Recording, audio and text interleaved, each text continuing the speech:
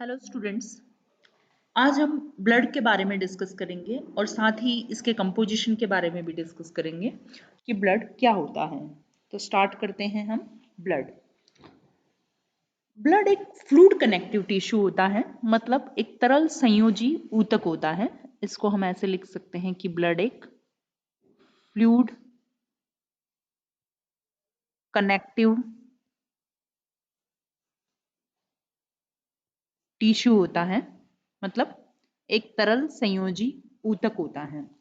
और लगभग ये टोटल एक्स्ट्रा सेलुलर फ्लूइड का 30 से 32% होता है। तो 32% of total ECF, total ECF, ECF मतलब होता है एक्स्ट्रा सेल्यूलर फ्लूइड, मतलब सेल के बाहर की तरफ जो फ्लूइड प्रेजेंट होता है या सेल के बाहर की तरफ जो तरल पदार्थ होता है। जैसे आप देखिए ये सेल्स हैं, इन सेल्स के बाहर की तरफ यहाँ जो तरल पदार्थ भरा हुआ रहता है उसे हम बोलते हैं ECF.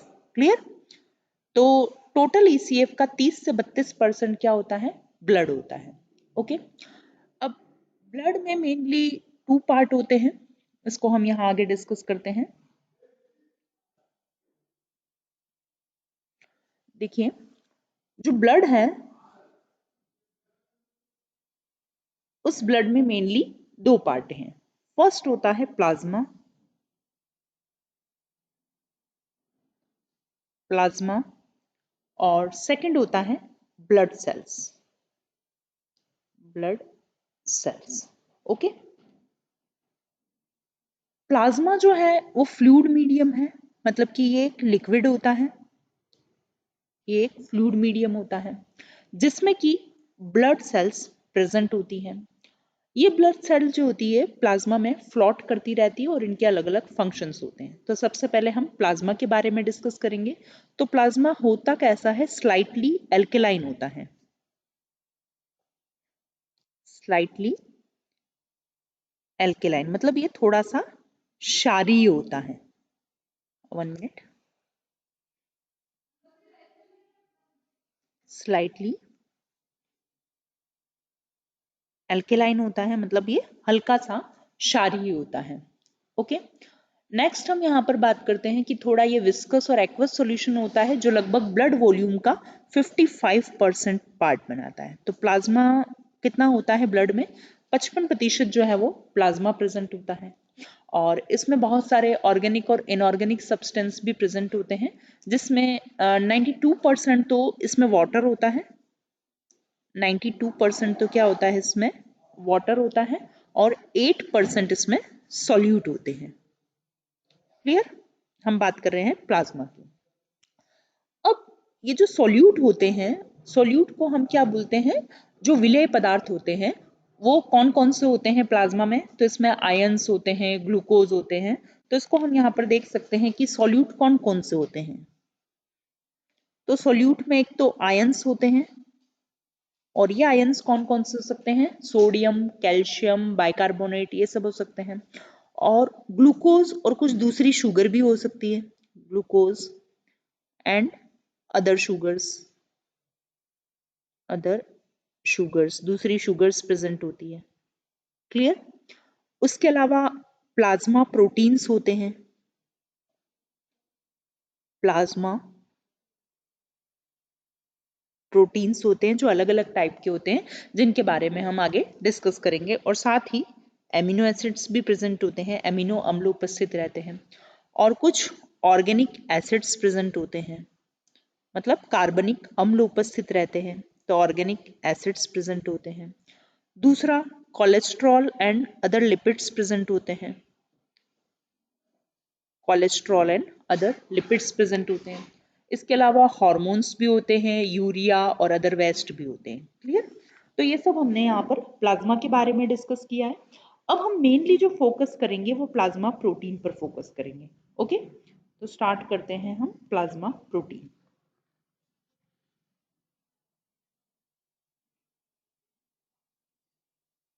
Plasma proteins. Okay, plasma protein बहुत ही इंपॉर्टेंट कंपोनेंट है प्लाज्मा का, और प्लाज्मा की जो विस्कोसिटी होती है वो इन प्रोटीन्स के कारण ही होती है। तो सबसे पहले हम पढ़ते हैं सीरम एल्बुमिन के बारे में। Serum albumin, okay. Serum albumin जो होता है वो प्लाज्मा में चीफली प्रेजेंट प्रोटीन होता है, मतलब मुख्य रूप से सीरम एल्बुमिन पाया जाता है और ये लीवर में फॉर्म्ड होता है। तो ये चीफली प्रेजेंट प्रोटीन है, मतलब मुख्य रूप से chiefly present protein in the plasma. Plasma में मुख्य रूप से पाया जाने वाला प्रोटीन होता है, ओके। और ये कहाँ बनता है? लीवर में बनता है, तो फॉर्म्ड इन लीवर, ये लीवर में बनता है, ओके। अब जब प्लाज्मा प्रोटीन में कमी हो जाती है तो ओडेमा हो जाता है। ओडेमा एक टाइप की डिसीज है, मतलब एक टाइप की बीमारी है जिसमें जो ऊतक होते हैं या टिश्यूज होते हैं वो पानी से भर जाते हैं और स्पंजी हो जाते हैं, क्लियर। तो प्लाज्मा प्रोटीन में अगर गिरावट आ जाती है या प्लाज्मा प्रोटीन कम हो जाते हैं तो ओडेमा बीमारी हो जाती है, जिसमें टिश्यूज या ऊतक जो है वो पानी से भर जाते हैं और स्पंजी हो जाते हैं, क्लियर। सेकेंड प्रोटीन की हम बात करते हैं सीरम ग्लोबुलिन। Serum globulin. अब सीरम ग्लोबुलिन प्रोटीन जो है वो लिम्फोसाइट से डिराइव्ड होते हैं, डिराइव्ड फ्रॉम लिम्फोसाइट्स, ओके। तो लिम्फोसाइट से डिराइव्ड कौन से प्रोटीन होते हैं? सीरम ग्लोबुलिन प्रोटीन डिराइव होते हैं। और एक इंपॉर्टेंट क्लास होती है इसकी इम्यूनोग्लोबिन, इम्यूनोग्लोबिन। ये ग्लोबिन प्रोटीन की एक इंपॉर्टेंट क्लास होती है और ये एंटीबॉडीज की तरह काम करती है। और ग्लोबिन प्रोटीन की दूसरी क्लासेस जो है वो ब्लड कोगुलेशन में भी हेल्प करती है, क्लियर। तो कुछ जो दूसरी क्लासेस है वो क्या करती है? ब्लड कोएगुलेशन में हेल्प करती है, मतलब रक्त के स्कंदन में सहायता करती है। फिर नेक्स्ट प्रोटीन की हम बात करते हैं सीरम फाइब्रिनोजन। दो प्रोटीन के बारे में हम डिस्कस कर चुके हैं, serum albumin and serum globulin, and next one is serum fibrinogen. Serum fibrinogen, okay. जो सीरम फाइब्रिनोजन प्रोटीन है ये भी लीवर में प्रोड्यूस्ड होता है, मतलब लीवर में उत्पन्न होता है, तो प्रोड्यूस्ड इन लीवर, ओके, यकृत मतलब। और ये भी ब्लड कोगुलेशन या ब्लड क्लॉटिंग में काम आता है, तो यूज्ड इन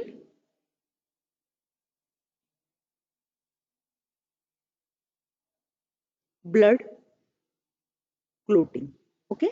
तो ब्लड क्लोटिंग में ये प्रोटीन काम आता है। और ये प्लाज्मा में जो है, मतलब जो ब्लड क्लोटिंग होता है उसमें फैक्टर 1 को रिप्रेजेंट करता है फाइब्रिनोजन, क्लियर। अब दूसरी बात आती है प्रोथ्रोम्बिन की। नेक्स्ट प्रोटीन जो है वो कौन सा है? प्रोथ्रोम्बिन। प्रोथ्रोम्बिन जो प्रोटीन होता है ये भी लीवर में बनता है, फॉर्म्ड इन लीवर, और ये ब्लड क्लोटिंग में इंपॉर्टेंट रोल प्ले करता है, तो ये भी ब्लड क्लोटिंग में हेल्प करता है, ओके। मतलब ब्लड क्लोटिंग मतलब होता है रक्त के स्कंदन में ये सहायता करता है। और ये फैक्टर 2, जो ब्लड क्लोटिंग के अलग अलग फैक्टर्स होते हैं उसमें फैक्टर 1 तो फाइब्रिनोजन होता है और फैक्टर 2 कौन सा होता है? प्रोथ्रोम्बिन होता है, ठीक है। और ये थ्रोम्बिन के फॉर्मेशन के लिए जरूरी होता है, तो it is required for the formation of thrombin. it is required it is required for the formation of thrombin, clear। अब नेक्स्ट हम यहां पर बात करते हैं सीरम क्या होता है, ओके। ये हमने चारों प्लाज्मा प्रोटीन के बारे में डिस्कस किया। अब हम बात करते हैं सीरम। सीरम क्या होता है? तो plasma without fibrinogen is called serum, मतलब जो प्लाज्मा है, इस प्लाज्मा में अलग अलग टाइप के प्रोटीन्स प्रेजेंट है जिनके बारे में अभी डिस्कस किया था हमने, जैसे एल्बुमिन है, ग्लोबुलिन है, फाइब्रिनोजन है और प्रोथ्रोम्बिन है। अगर इस प्लाज्मा में से फाइब्रिनोजन प्रोटीन को अगर अपन माइनस कर दें, इसको हटा दें, फाइब्रिनोजन क्या करता है, ब्लड क्लोटिंग में हेल्प करता है। अगर इस प्रोटीन को हम हटा देते हैं प्लाज्मा में से, तो उसके बाद जो बचा हुआ प्लाज्मा है वो क्या कहलाता है, उसे हम बोलते हैं सीरम। ओके, तो ये क्या कहलाएगा, फिर सीरम कहलाएगा। तो जब अपन बात करते हैं कि जो क्लियर फ्लूइड बचता है बाद में, वो क्या कहला रहा है, प्लाज्मा कहला रहा है। और सीरम प्रोटीन जो है वो इलेक्ट्रोफोरेसिस से सेपरेट किए जा सकते हैं। सीरम में सभी प्लाज्मा प्रोटीन होते हैं फाइब्रिनोजन को छोड़ करके। इस कारण से जो सीरम होता है उसकी क्लोटिंग कभी नहीं होती है, उसका स्कंदन कभी नहीं होता है। और इस सीरम में क्या प्रेजेंट होते हैं, एंटीबॉडीज प्रेजेंट होते हैं। क्लियर? तो ये हमने आज ब्लड के प्लाज्मा के बारे में पढ़ा। अब नेक्स्ट लेक्चर में हम ब्लड कॉर्पसल्स या ब्लड सेल्स के बारे में डिस्कस करेंगे। Okay, thank you.